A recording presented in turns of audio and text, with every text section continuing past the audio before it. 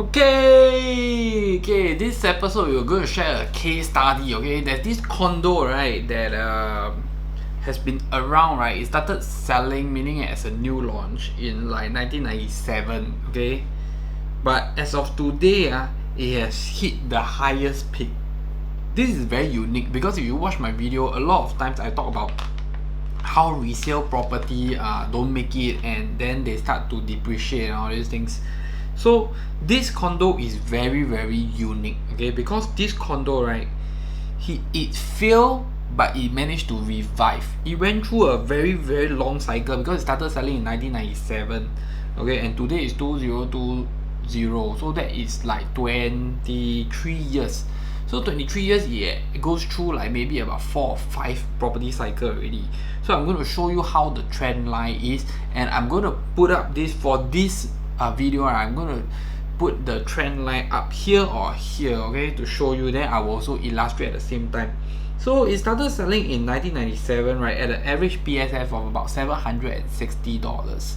Okay, I wouldn't reveal the name of this condo, okay, so that's the interesting part. But this is a Singapore property, okay, and it's not a core central area. So 1997 it started selling, okay.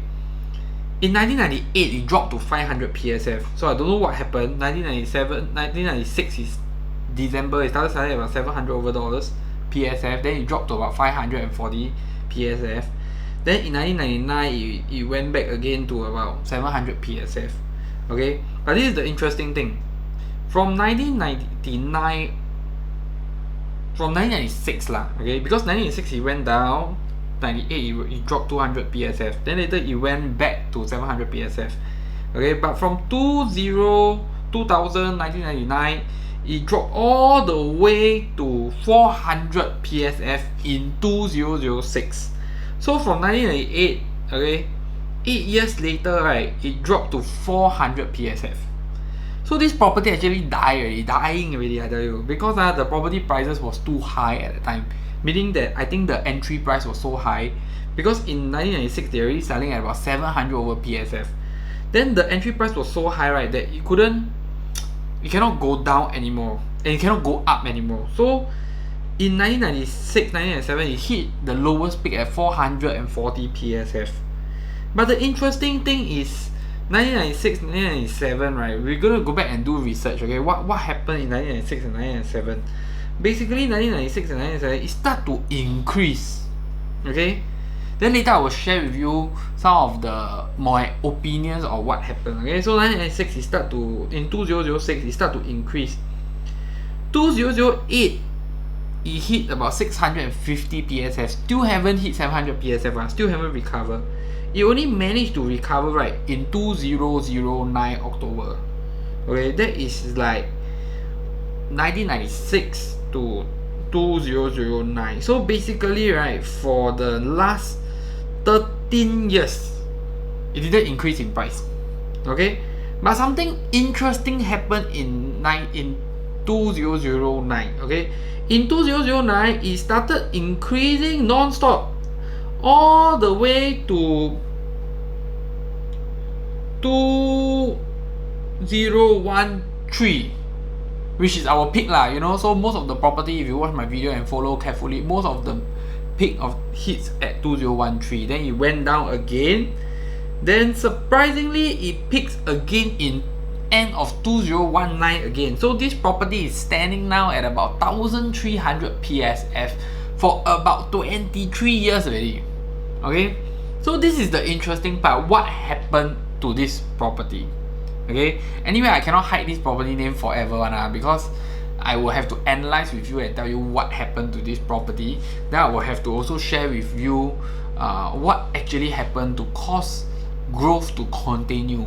So actually it's not saying not possible, it's still possible, but of course this kind of thing happens, right, provided growth keep continuing, provided there is always a new development or new improvement to the area. So every time there's a new improvement announced, right, it may actually bring up the property prices to a certain extent, you see. But this property is very lucky, okay. Why I say it's very lucky? Actually this property, right, is out of nowhere. It's opposite a cluster of HDB. So what happened is the government unblocked this HDB and started building shopping center and community center. So you all can go and make a guess lah, okay? It started building shopping center and community center just opposite this property. Then at the back of the property, it started to build a blue line, which is the MRT station. So all these things came into the situation, and I also don't know when it started. Okay, so let's see whether we can find the info here. Okay, according to this Wikimedia, okay, the residents started relocating in 2003, 2005. So the 2005 it got demolished. Okay, so that's actually where the property was at the lowest. Okay, then they say that a commercial shopping center started. Okay, and a community center started. So basically, that is where 2005 to 2007 it went up again. If you look at the chart over here, I think it's because it got unblocked. Then people was spreading that the shopping center is coming out, and when the shopping center announced, the price start to climb. Okay, then the next thing is the MRT station. The MRT station was opened in 2015. So if you look at the chart again, 2015, right? 2013 it peaks. That was most likely the announcement of the MRT station. Then it went down in 2015, but in 2015 it started going up in 2016, 2017 when the MRT station is there.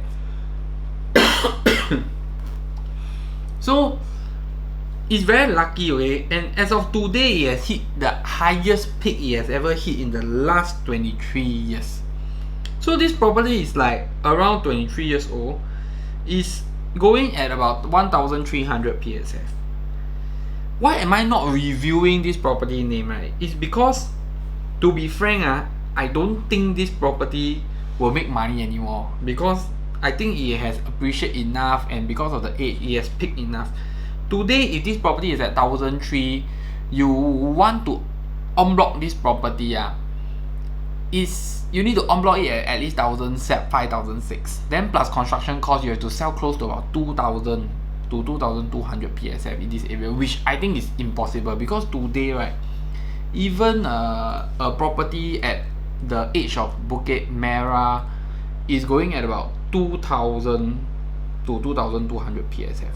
So it's not possible when this property is further away and not near to Bukit Timah, yet they want to sell the Bukit Timah price. So maybe in the next few years to come, at least another cycle when it will most likely start to drop in the next few years, which we will analyze, and then hopefully 1 year, 2 years, 3 years later we'll come back and do this video on this property, because I really got a shock to see this property increasing in a exponential way since 23 years, which is quite amazing.